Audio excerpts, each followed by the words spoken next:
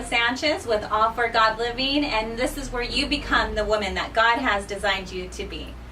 Today we are here with Maria Jackson. She's a missionary from San Diego, and she's also a nanny, and I just want to welcome you, Maria, for joining us today. Thank you so much, Gisela. It's a pleasure to be here. Thank you for inviting me over. You're welcome. I've actually been mentored by Maria through a discipleship school that we both went through, and it was a lot of healing, not only in my life, but I'm sure in other people's life. But I know today that you're going to be talking and sharing with our viewers about the struggles that you had to go through as a woman, and what you've learned through that, what God actually did with you in this. So yeah, how far do you want to take us back into this? I'm going to make a long story short. A long story short. Okay, yeah. You guys, you hear that? So to have a little recap of who I was and what I became is all about God's glory. So all of this is for Him. And so I got engaged to a wonderful man back in 1991. He was an amazing man, a great provider, and we dated for over a year. And soon after that, we got engaged. He asked for my hand in marriage, and we got married. And I said, this is it. It's amazing. He is wonderful. My family loved him, and obviously I was love over heels for him. And because I became so accustomed to who he was, I forgot who I became. I was very, very sad to hear that. But right after I got married, we got pregnant. And that was my first child. I was excited. We were so happy. And one day I get back to work from work, and he was gone. He just picked up and left? He just picked up and left. And I was about 4 or 5 months pregnant. And did not know where he was. Back then I called family and friends, and no one knew where he was. So then he appeared a few weeks after and asked for forgiveness, not revealing where he had spent all this time with, but I knew that something was very bad. Did you ask? I did ask, okay. Obviously, and I said maybe we should go to counseling. We had not even been married a year yet. We just barely, probably a few months within when he left, and because he come back and he left, he became very abusive. Okay. Through the entire pregnancy, I was always in the breach of having a miscarriage. Oh.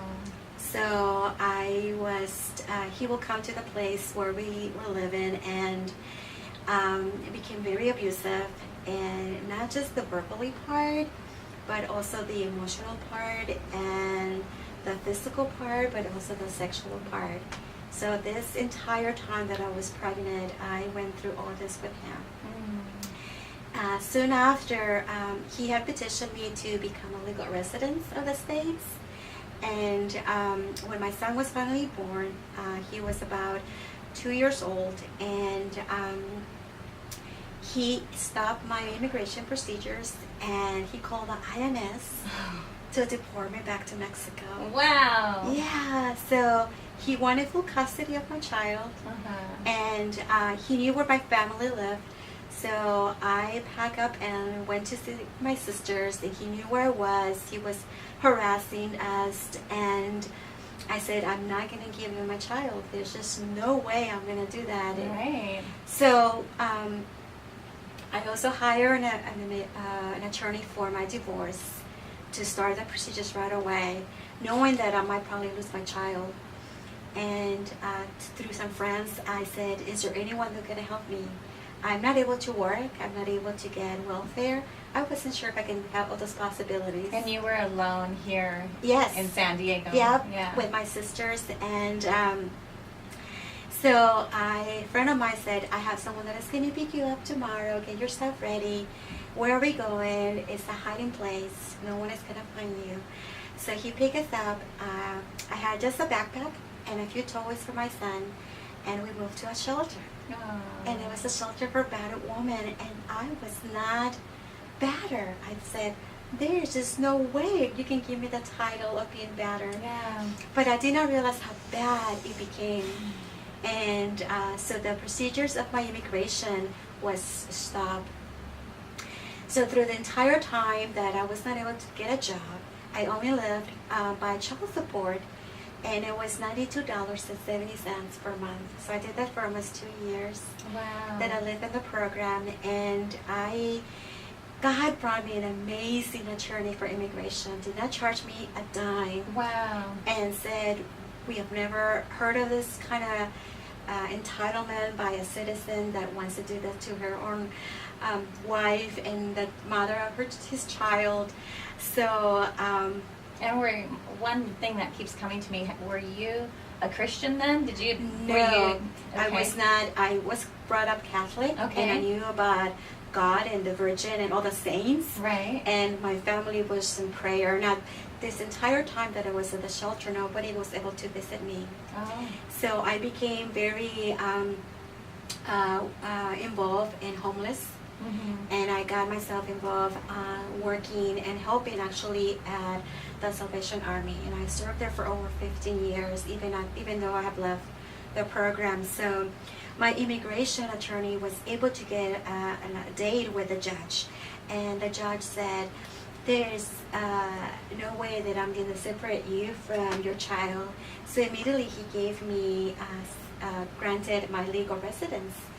And I was like, oh my God. So, but through the entire time, I was thinking that what have I done? What did I cause for him to act this way? Right, because So he it's- was abusive Yes. in every which way Yes. that you could think of. Every way that you can think of and more. And then yet you still felt that, why am I going to this battered woman's shelter? You didn't even want to accept that, right? Exactly. I was in denial. And many women, and not just the woman, but anyone that has been a victim of some sort of abuse, the first thing that we think is that, what did we do to deserve this? Okay. What causes? What did I do? What should I have done differently? It is all my fault. Oh. So you start to believe in those lies. Mhm. And that's what I did. And I had to go through a lot of counseling and a lot of prayer and a lot of tears. And it came to the conclusion that I did not earn that. Right. I was not in any position to do these things. And through the entire time, I never spoke bad about his father. I always bide my tongue in a way, because I didn't want my child to be poisoned by my words. And I knew Mhm. that Very living in smart. a shelter, a lot of the moms spoke very badly about their husbands or their dads, and I did not want for my child. So after I became a legal resident, I was able to apply for my citizenship within 5 years. And during that time, it hit me. It really hit me that I was living this nightmare. It really hit to me, because I was in a roller coaster of survival mode and protecting my child. So I did not realize how bad it was until I became aware of, every time I would go to sleep at night, I would put a chair behind my door, Wow. because I was afraid that he was going to break in. And I did that for many years. And I remember one time I was praying to God, and I said, Lord, there must be a reason why you put me through this. I'm walking through the valley, but you are the one who's holding my hand. Please let me have a conversation with him. I have no conversation with him whatsoever with his dad. I need to forgive him so I can heal.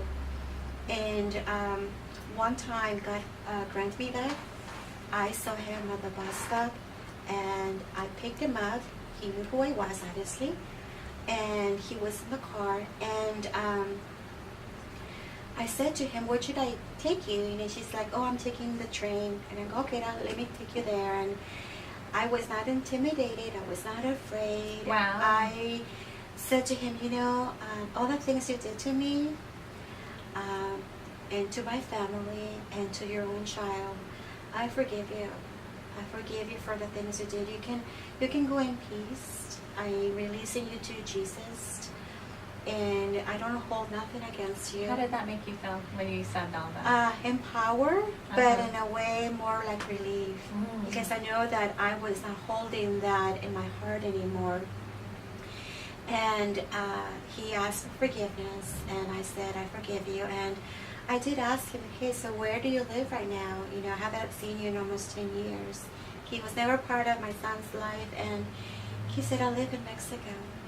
So what are the odds? So Wow. God did that he allowed me to speak to him, and he was living in Mexico, the place where he wanted me to go. To send you to. Send me to. And God got you here and sent him over there. And sent him over there. Wow. And so that's exactly what happened. And through a lot of prayer and a lot of deliverance, I asked God, you know, how can I go forward? How can I have my child love you and honor you? And I remember that I went through a very hard time, but not as hard as where I went through. And I asked God, show me a way to find you, because I don't know. I was close to the Lord, but I didn't have a relationship with Him. And I remember that I just picked abruptly just a church. I didn't know if it was Christian or not. I just walked into the church, Isla Community Church in Chula Vista, and I heard the voice of God. Oh my God. And He said, How did that welcome sound? back, daughter. Welcome back. And He says, now we can do the healing. Now we can do that.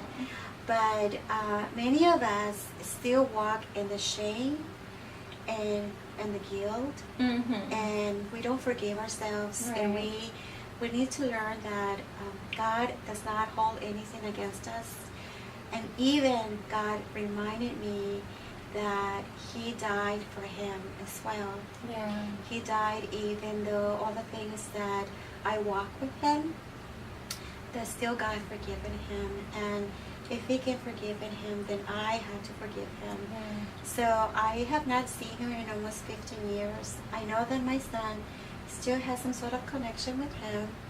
And like I said, even till now, he doesn't know anything that happened or the things that I went through with his dad. And he probably will know in the due time, but I don't think I can do that to him. Yeah. So my hope is that if anyone that is walking in shame and guilt, that they will not feel that you're a victim, but it's not because something that you deserve or something that you did. It could have been your husband, in my case, or your mom and dad, or even siblings, even children right now being bullied at schools. You know, there's a shame and guilt that they feel. That was the mentality that I had, and it's not. Those are the lies from the pit of hell. Yeah.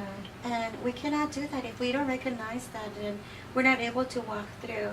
So the only one that can do that is God Himself.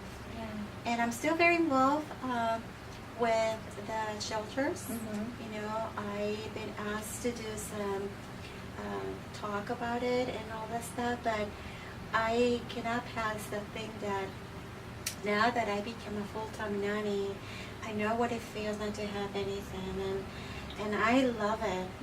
It's the best job that I had ever dreamed of. Yeah.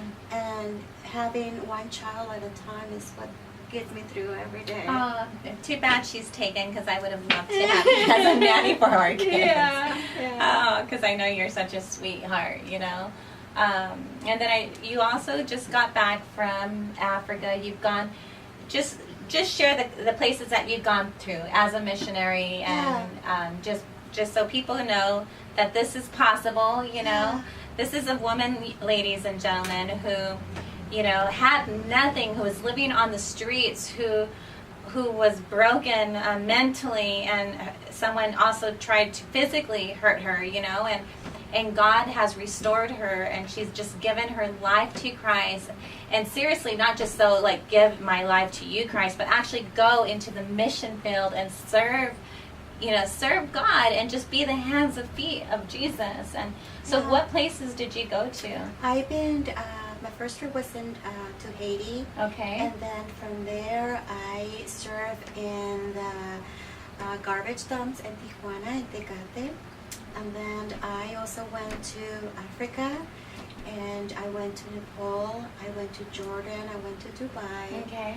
I've been to the Middle East, and I'm going wherever he asks me. He says, go wherever he asks me to go, I go. And it could be my backyard. It could be my neighbors. Right. It could be right south of the border. It could be my family. So you're a missionary because you have Christ in you. Right. Christ lives in you. So sometimes we are not called to go out, but we just send people. So it's very important to support those missionaries because literally we just live day by day. A little goes a long way. And I lived on the bush in Mozambique. I was more rich where I was, having absolutely nothing, because I know what I had in Christ. I know what is waiting for me, and we're just walking through. We're just walking through, and anyone, there's no age limit. I also encourage my son to serve, and he has served in the Salvation Army. He went to Texas to help You out. have 2 sons. Yeah, right. And he also did Tijuana house building, my oldest son. Yeah. And then now my youngest son is wants to go in a different army, which is the Marines. Yeah. So he's going to be serving that as well, but also with the love of God, being the light. And I also went to Israel, and it was very dark. It was very dark in Nepal, but When you say dark, for those people that don't know what that means, well, there what was do you mean by dark? right. There is a lot of idols that other people worship. It's very common to be in the streets of Nepal. Like different gods And different statues. gods and statues, and they have different paintings, even animals, and you can feel their presence. It feels very dark, very yucky. It feels very. It's just something in the spirit. You can tell, and it's super. If you don't know who you are in Christ, if you don't know that there's an army behind you, then you can walk in any areas, and that's what we did. And I was in Nepal when I dislocated my shoulder. We were walking in the corns, the fields, and I dislocated my shoulder, and the guide told us, he says, no, we don't go walk anymore. We stop. And I said, oh, no, we're not. You put back the shoulder back, and then we keep walking. So that's what they did. They just put it back on my shoulder. They put I think it was, they just put like it was not even a bag. It was just like a garbage bag. And we were headed to the field, and we went to the hospital. And I was there serving, and it's like, there's just no way that I can be, that anything that is God has purpose, I'm going to stop because I failed. So anything is possible with Him. I love hearing your story, and I know you have so much more to share, because you've walked through so much, and it's just the beginning, what God's going to do in your life. But, any of you that are interested in getting help, if you've been abused, if you've been a victim, or maybe you're just not sure, there's places out there for you to contact. I'll definitely put a link down there for someone to contact the number so you could call someone. Also, if you've been wanting to be a missionary, I'll also put another link there so that you could go to a discipleship school. Yeah. Kind of like the one that we went to. Yeah. And then you get your feet wet, and you get to just allow the Holy Spirit to direct you. So yeah, don't put God in a box. Never. Don't put God in the box because He can do more things that you can dream of. So, right. Yeah. Well, thank you so much for coming. Thanks for having me. You're welcome. Thank you Give so me much. hugs. I love you so I much. love you. Well, God bless you guys, and we will keep you posted with more videos like this. And this is, again, Maria Jackson, and I'm Gisela Sanchez with All for God Living. Thank you. Thank you.